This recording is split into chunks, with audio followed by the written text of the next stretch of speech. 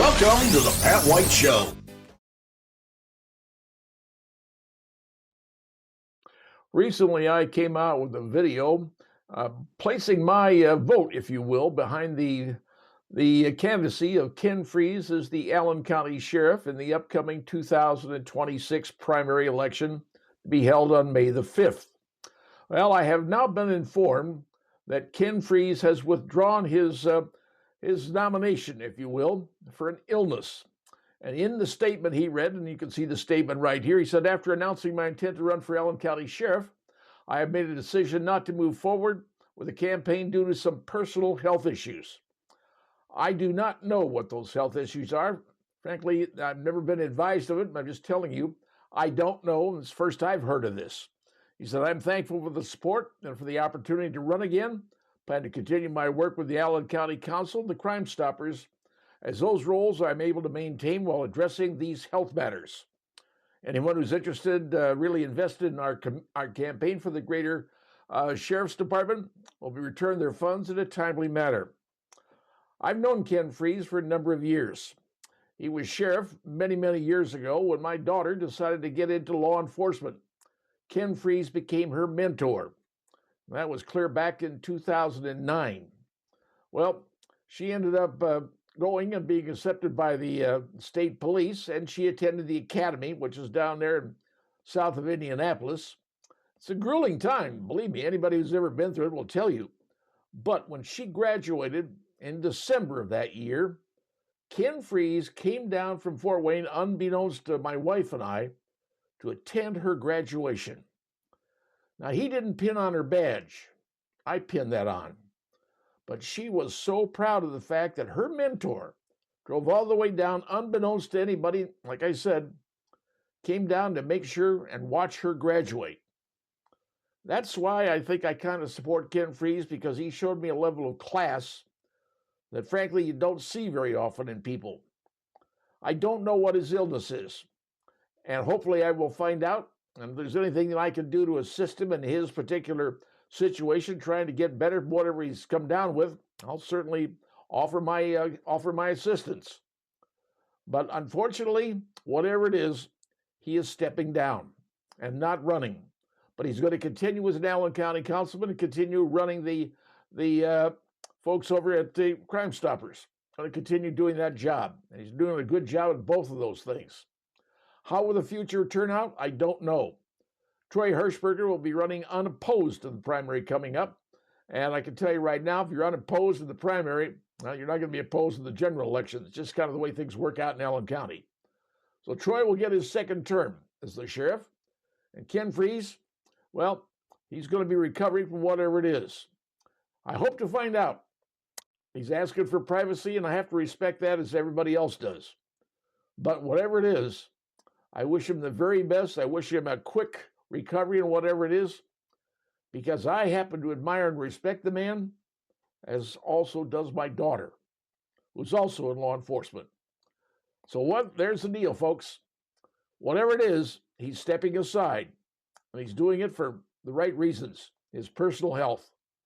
And that I respect. And now you know.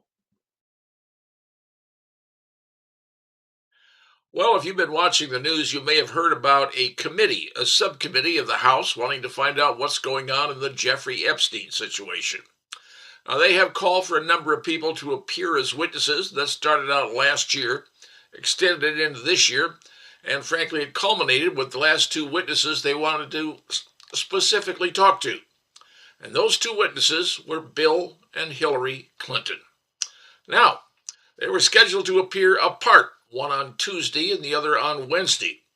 But it so happens the attorneys representing the Clintons said, no, we want to do a written deposition, and where the questions asked can be answered by attorneys under the guise of the president speaking or the Secretary of State Hillary Clinton speaking. Now, the committee said, no, that's not going to work. We want to talk to you in person.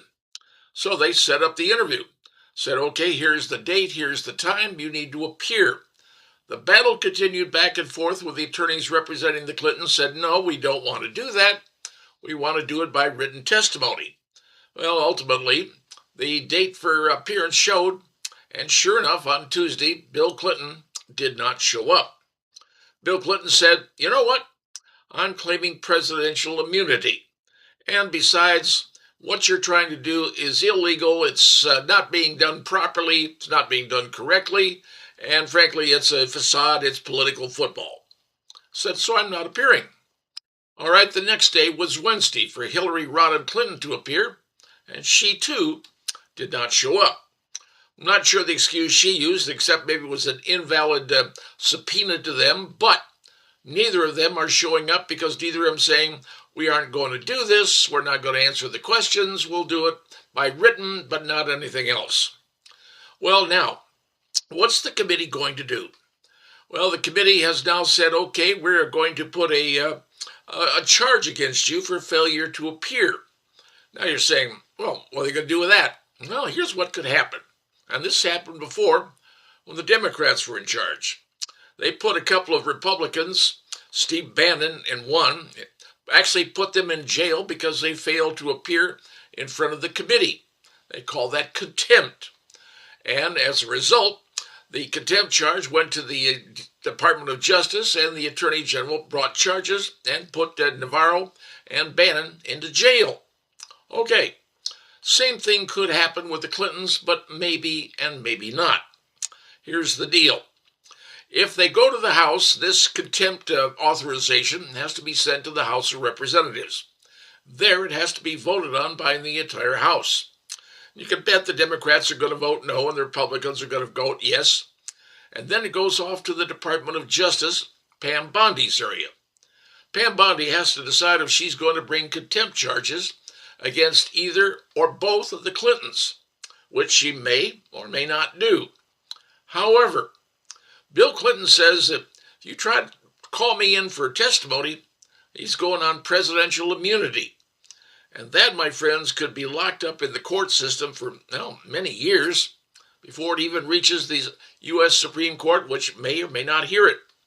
Hillary's somewhat of a different animal. She can't claim presidential immunity, but she can say, hey, you can't charge me, and here's the big one, or if she eventually comes in and testifies, she's going to have a massive memory failure. If you've seen her testify before when she doesn't want to answer, she keeps saying, I don't recall, I don't remember, and I don't recall.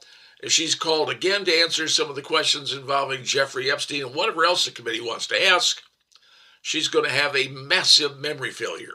I can almost guarantee it. Because, that's her MO. That's what she's been told to do by her attorneys. So, where is this going to end up? Well, it's going to end up where probably the committee is not going to get what they want involving Jeffrey Epstein. I'm sure there's some questions that people on the committee have.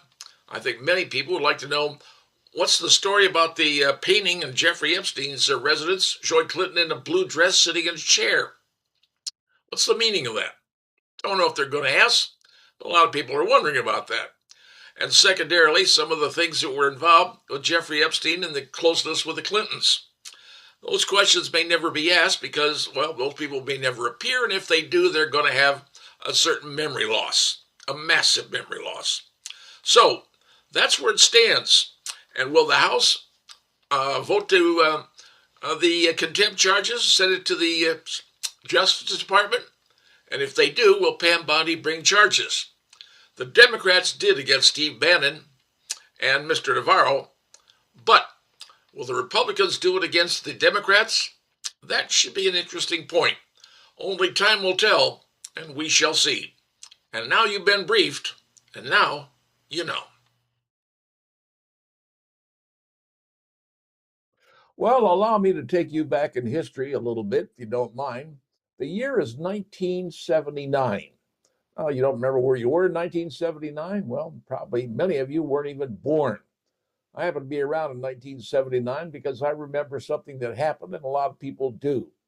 It was called the takeover of the American embassy in Iran. Lasted roughly 444 days. And there was a whole bunch of people that were in the U.S. Embassy when the students in Iran stormed it, took it over, and occupied it, and held those people hostage for, like I said, over a year. It was a TV show that started back in that day, It was Nightline, a guy named Ted Koppel. You probably don't remember who he was, but that's when the TV show got started. And every night they said, we're going to do this TV show. It's going to cover what's going on in Tehran with the American embassy. And that started the show Nightline. Well, that show lasted some 444 days or maybe longer than that until the hostages in America were, in fact, released. Now, why were they released? Well, as it turns out, all of this happened during the administration of Jimmy Carter. And Ronald Reagan was running for president back in that particular era, and he won very, very big. But one of the things he did during that period, after you win the election and you take the oath of office, normally if you win in November, you don't take the office until, January 20th of the next year. Well, during that time, when the Reagan administration was getting themselves settled in to come into office, the transition was going on, they called it. And one of the things that the Reagan administration did through what we call back channels, which means talking to somebody, but nobody knows you're doing it, is the Reagan administration said, hey, here's the deal. You release our hostages, or we're going to turn your country into glass. And the day the administration was sworn into office, January 20th, I believe it was, Ronald Reagan was taking the oath of office, right? That's what he was doing. Well, on that exact same time, the Iranians released the American hostages, and they all flew back to the United States, back into the arms of America. All right. So that's when the students took over Iran from the Shah of Iran, who was, he and his wife were the ruling emperors, the royalty, if you will, in the country of Iran. Because Iran had been ruled as a country, like a lot of countries were, and frankly, countries are today. So the Shah was driven out. He and his wife were driven out. They ended up coming to America, but he passed away from an illness some years later. However, he has a son. I'll tell you about that in a moment. But anyway, so here the Iranians decided to take over the country from the Shah. But then, back in those days in the 1970s, Iran was becoming a very Americanized country. I mean, the education, the way the people dressed, the way the people looked, they were, a lot like us. And Iran was very close to Israel. They were close to the United States. Pretty much got along with everybody because they were ruled by, a royal family. All right. So from 1979 till when they turned the hostages over, well, suddenly the cleric, the almighty cleric, decided to return from exile. And he then became the ruler, once again, the ruler of Iran. And that's where he ruled, taking Iran back to what many people would say the 6th century, back to the Islamic laws, the old Islamic laws, where women had to be covered, women weren't allowed. It was pretty elementary the way things were going on. Well, that's what started back in 1979. So here it is in 2026. You figure it's close to 50 years. Well, 40-some years ago, that happened. Now, what's going on in Iran right now is the students are starting to revolt. The young people are revolting, sort of like they did back in the 1970s, except this time it's a little bit different. It isn't because of the sheikh who's ruling the place, or who the mullah who's ruling the place, and the Islamic laws they're living under.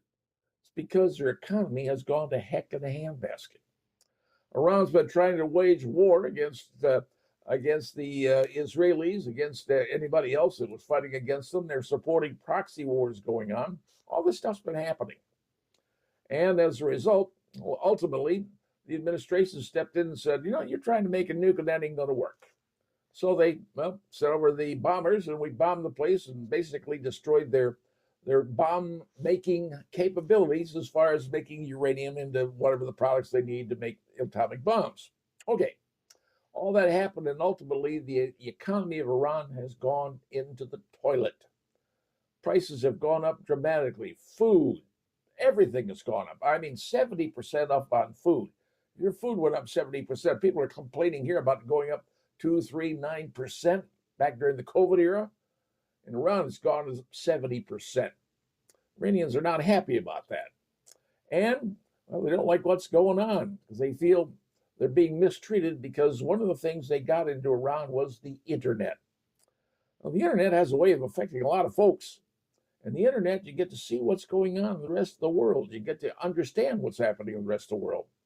You can see what's happening in other countries. You can talk to other people. You can have discussions with other people. There's forums out there. You can do a lot on the internet. So that happened. And Iran got the internet. They got cell phones. They could talk to their friends. They could talk to people in other countries with their cell phones. They can do all those things, except they're ruled like they were in the 6th century. Now, they started getting upset. And because of that, they started having, activists going on. Call them what you will, but they were activists. And the activists started getting more and more people getting involved. And all the leaders, the mullahs, if you will, said, how dare you do this? How dare you act bad toward us, toward the regime that we have? And if we arrest you, we will consider you disobeying the rules of God. And if you disobey the rules of God, you get arrested, we're going to kill you. We're going to execute you. Well, you thought that would make everybody stop? It didn't. Didn't. More people got involved. More riots. And I hate to use the word riots were happening. More activities. More people in the streets. So recently, what they did was they turned off the electricity, figuring, well, people couldn't see in the dark. They didn't know what to do. They'd be milling around. And because the media wanted to keep an eye on what was going on, if it's in the dark, well, you can't see it and can't record it. You know what the people in Iran did? Got their cell phones and put the lights on. And they're all waving their lights. You can see it by the thousands and thousands of people. All showing their solidarity with. They don't like what's going on. That's what happened. So now we have the people activated. They're really getting upset. But the biggest thing is, and this is the big one, they started to change the flag.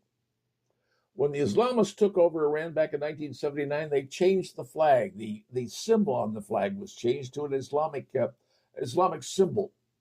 And that's what they put on their flag when they changed it. Well, now the students, the young people in Iran, are changing the flag back to the lion in the sun, because originally that was the image, that was the image that was formed in the center of their flag, was the lion backed by the sun. Well, now they're starting to fly those flags in Iran. They're taking images of statues that have to do with the mullahs and what have you, and the Islamic symbols. They're tearing them down. And they're putting up the old Iranian flag. And it just so happens that in the embassy in London, they've also changed the flag to the old Iranian flag. Now, the president says, we're all behind the people in Iran. We're going to support them. Whether they're getting involved or not, I don't know. But I tell you this, it looks like we could be seeing another revolution in Iran, just like we saw before. But this time, the young people want to get back and say, hey, we want to be part of the world, not the 6th century. And they're starting to prove it. And ultimately, they may. And you may see them really revolt. What will the military in Iran do? I don't know. And hopefully, it's nothing really bad. And hopefully, we don't have to get involved and put boots on the ground. I think that might be a bad thing. Should we let it play out, see where it goes? Well, that's about all we've got to do. There's not much else we can do, and wait and see what happens. Well, earlier I told you about the Shah of Iran had a son. Well, that son is still around, and he's sort of been Americanized. He was a fighter pilot for the Iranian Air Force. He was trained in the United States, and he speaks English quite well. And he happens to be very friendly to the United States as well as the countries in Europe, including Israel. Well, anyway, the Shah's son was asked if the students take over the country and they invite him to come back to the country and rule, would he allow a democratically elected government to take its form? He's indicated in an interview, he just said, yes, we'll get it done. It may take a couple of years to get everything sorted out where we can finally get a democratically elected government to put in the country of Iran and run it that way instead of being run by the Ayatollah Khomeini like it was. So, will that happen if the students take it over? Well, once again, as I said, time could determine that. It may take a year, maybe take it 2 to get it done, but he said free and fair elections will be held. Will that happen? We certainly hope so. But now you understand what's going on in Iran. The students take it over, and they invite the son of the Shah back to run the government. until such time a democratically arranged government could come into place to represent all the people in the country of Iran, then maybe, just maybe, the Middle East could settle down. And the wars that have been going on in the Middle East could in fact be resolved and stopped.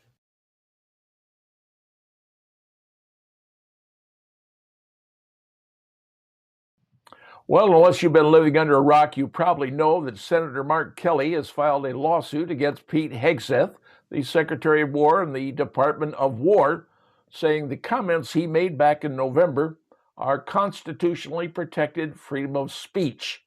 And because he's a senator, he has a right to criticize the government. Well, let's discuss this and see where we're going with this.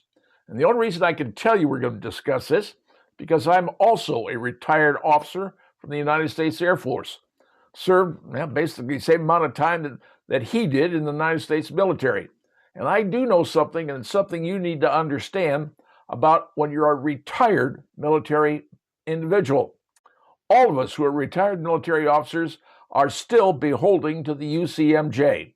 That's part of the deal when you're retired, because you carry an ID card, and that ID card allows you to admittance to military bases, to utilize military facilities, and take a military paycheck.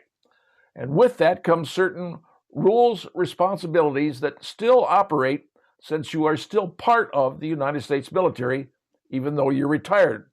Because if you're accepting money from the military, you're still working under their rules. Now, the case of Kelly, here's what he and 5 other individuals did last November. They went into a studio, a broadcast studio, looked at a script, read it over, and did the identical same speech in front of a TV camera. That speech was obviously recorded, edited, adjusted, changed, and matched up and completely done production so it can be put out for the public to see.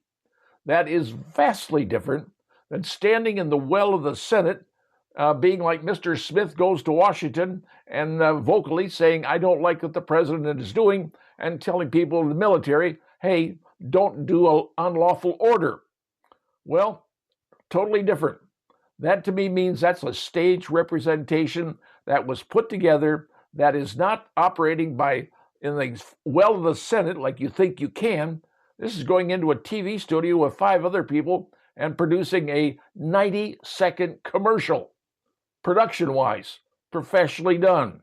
Now, the U.S. Supreme Court over the years has taken on these situations involving freedom of speech in the military, but the Supreme Court says military is treated differently. Military doesn't necessarily have the same freedom of speech rights, and that's from the U.S. Supreme Court. And also, we're talking about a situation of censure. Now, the censure is done, it's part of a proceeding. It takes about 45 days, and it has to be looked at to see if we're going to censure someone for comments they made. It's not a criminal offense. It's something you said and did that violates the code of the UCMJ. In this case, Articles number 133 and 134, the good order. And that's what is being done. Now, it's got to have a lot of review. And by the way, Senator Kelly has 30 days to respond. All that information is taken in before anything is even decided. So could he be reduced in rank from a captain to a lower rank and his pay reduced? It's possible. Has it happened before? I don't know. But I can tell you this. When you are a retired member of the United States military and you're accepting government money and you have an ID card, then you are still beholding to the UCMJ. Maybe not as tightly as that is when you're active, but good order in the military is still important regardless. Now, how this will turn out, I can't tell you, but the lawsuit he's filed is going to be going into the court system, and the judges will either go yes or no, whatever judges do. But does this have the potential of going all the way to the United States Supreme Court to say what someone can say or can't say? Well, that may happen. But like I said previously, the courts have said military people are treated a little bit differently and are not exactly allowed all the freedoms of the First Amendment. How well this will play out, I do not know. But I can tell you this.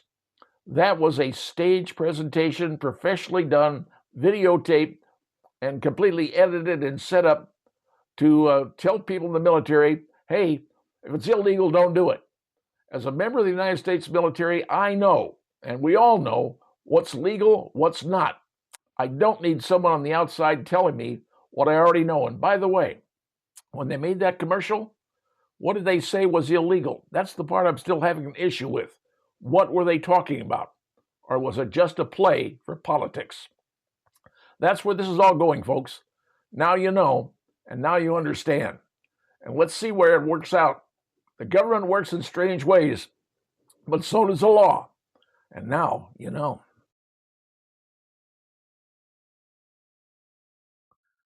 Well, one of the stories you've been hearing about in the news that the U.S. government wants to take control of the country, the island of Greenland. Now, probably folks are saying, why do we want Greenland? Well, the U.S. tried to get Greenland from Denmark clear back in the 1940s, right after World War II, but Denmark didn't want to have any part of that, but we're still trying. But I want to show you something, and I want you to take a look at something so you understand why Greenland is so important to the political stability and the security of the United States of America. Here's a look at a map. Take a look at a big globe. And let's say you're way up in space in the space station or wherever you happen to be, floating around in the Enterprise. I don't know what you're doing. But you decide to look down to the Earth from the top down. I don't have a great big giant globe like some places have, but I want you to look down the top down, and there is Greenland. You see it in that red splotch right there. That's Greenland. Now, the arrow that you see pointing at, what is that? Russia. That's right. There is the distance between the northern part of Greenland and Russia. And why does Russia want Greenland? Well, because it gives them an advantage, kind of like they wanted to be in Cuba back many, many years ago. They want Greenland because, Greenland has a lot of minerals, it turns out, under their ground, because Greenland is a big, giant island. Matter of fact, it's the biggest island there is in the world. Now, you say, well, gee, isn't Australia bigger? Greenland is huge, but it's mostly ice. But if you've ever flown over Greenland, especially during the summer, it's a stunning view. Now, but is that close to Russia? Russia would like to have it. China would like to have it. Gives them a foothold right there next to the United States, right in the northern portion. Now, for years, back in the 1950s, we built an airstrip there. It's called Thule, Greenland. And yeah, flying it in the summer wasn't bad, but flying in the winter, that was a whole different animal going into that place. So, yes, we had Thule, Greenland there, but now we have the Space Force has a position there where they can monitor things going on in space because they want to see what's coming up, what's flying toward the United States. It's part of the almost called the dew line system, if you will, which is the radars that were set in back years and years ago so you could see what was coming over the horizon toward the United States coming out of Russia. And, Greenland was one of those places. And the United States military for years was flying aircraft into and out of Thule, Greenland. But keep in mind, the country of Greenland is sort of a protectorate of Denmark. Now, it's a self-run country. They've got their own control. They can do what they want. But they depend upon Denmark for about everything going on. 56,583 people live in Greenland, most on the southwest coast. And you see a little map there, and you see where all the places are where people live. Yes, they have a university there, believe it or not, so they get higher education, but predominantly they've had the Norse people there. Over the years, there's been people occupying Greenland for the last 4,500 years. This goes back to the Norsemen and various groups coming over, and even the Inuit, the Indian tribe, if you will, are inhabiting the place. And today, like I said, there's 56,000 people who live there. But that island, it's a big island, but it's of strategic importance to the United States. And the United States wants to buy it from Denmark. Now, are there negotiations going on? I presume there are. Some say it's not going to happen. Some say it's going to happen. I don't know. But the U.S. wants Greenland because they want to be able to protect the northern portion of the United States, and anything flying out of Russia, where you see where the big red arrow is pointing, well, that's got to come that way. If anybody wants to attack the United States or try to create any problems, they have to come over the pole that way. Now you understand. So Greenland is very close to the North Pole, but the southern end, the southwestern end, is where most of the people live. So, will it happen? Will the U.S. get Greenland? I don't know. But I can tell you this. The capital is Nuuk. I may be mispronouncing it. But here's something interesting. The coldest temperature ever recorded in the, well, to my knowledge, probably here in the northern part of the hemisphere, was at Greenland, and the temperature was minus 93.3 degrees Fahrenheit. Minus 93.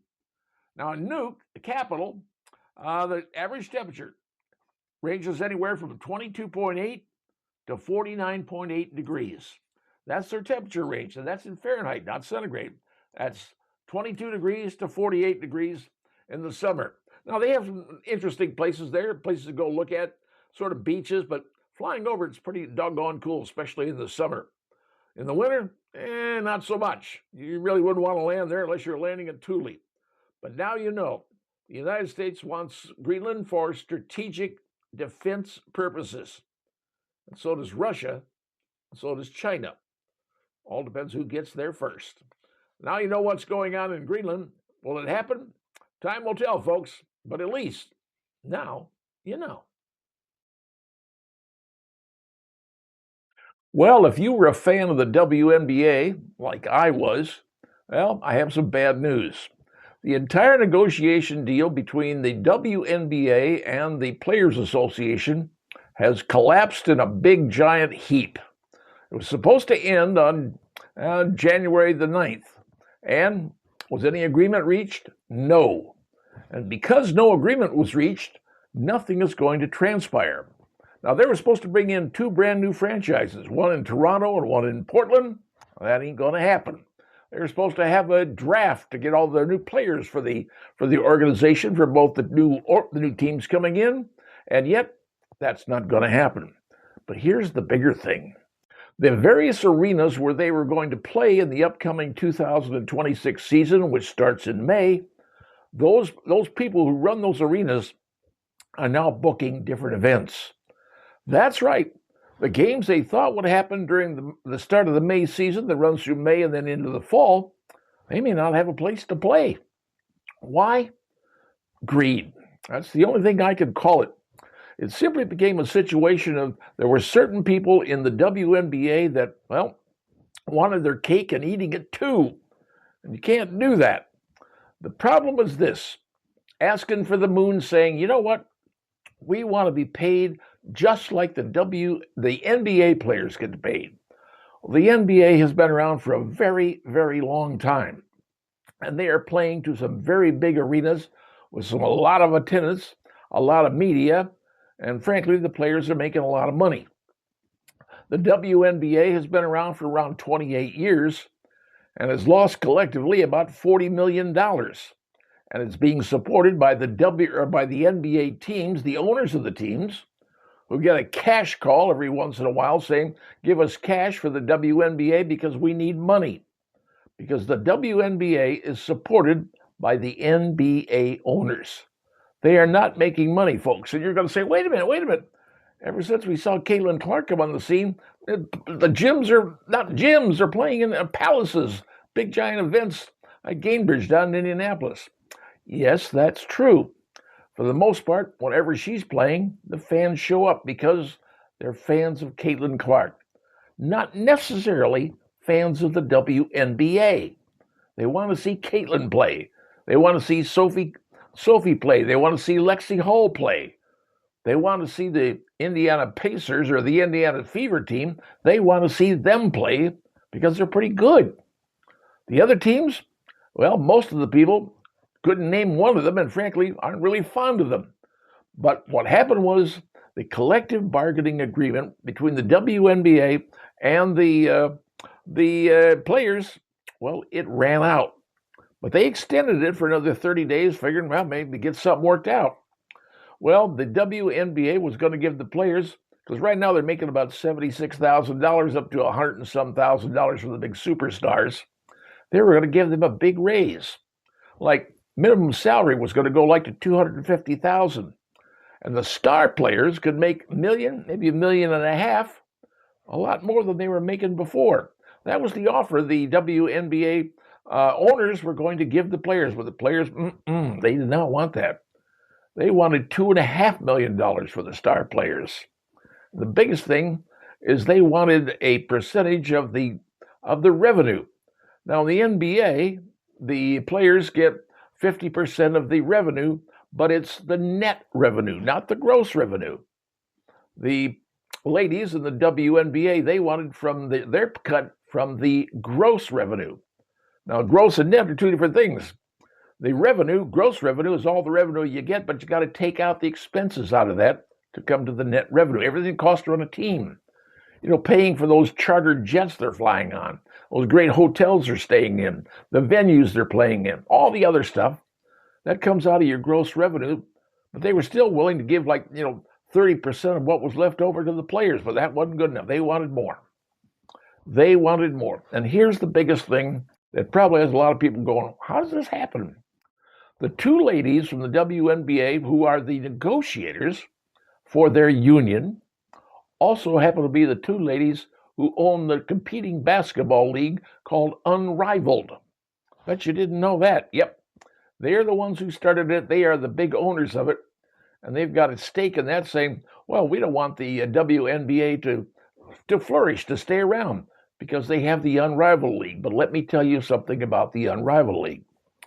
Last year, their opening game, I think they had about 300,000 viewers on TNT. Now, this is nationwide. Keep that in mind. Nationwide, 300,000.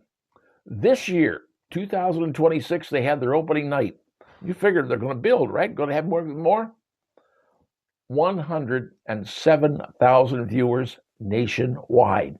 You heard me right. I'll repeat it again. Nationwide, the Unrivaled League had 107,000 people watching nationwide. That's about 2,000 for every state. And roughly that's 2/3 of a loss of what they had last year. Well, why? Who cares? Nobody wants to watch it. Nobody wants to watch 3-on-3. Nobody cares because the stars really aren't there. And yet the ladies negotiating for the contract for the CBA, for the WNBA, they're the owners of the rival group. That sounds real, fishy when you think about it. So right now, everything has gone to heck in a handbasket, folks. There's no expansion. There's no leagues coming in. There's nothing going on. And frankly, nothing is scheduled to happen. The league is supposed to start in May. Right now, you've got to have your draft going on. You got to have your practices starting. You got to have the venues purchased, or at least reserved, so you know where you're going to play. None of those things are happening. And now the Unrivaled is still going to be playing with what? 1/3 of what they had before? They got the money to support to keep going? The television networks who are sponsoring all this, the advertisers are going to go, we ain't doing this anymore. Or they're going to start requesting make goods on the loss of bodies and the eyeballs they thought they were going to get. Because now it's turning into an absolute mess. So I'm just telling you, if you were a fan of the WNBA, you're saying, well, wait a minute, we want to see Caitlin Clark play. Well, right now, she ain't going to be playing anywhere because there is no plan. There is no collective bargaining agreement.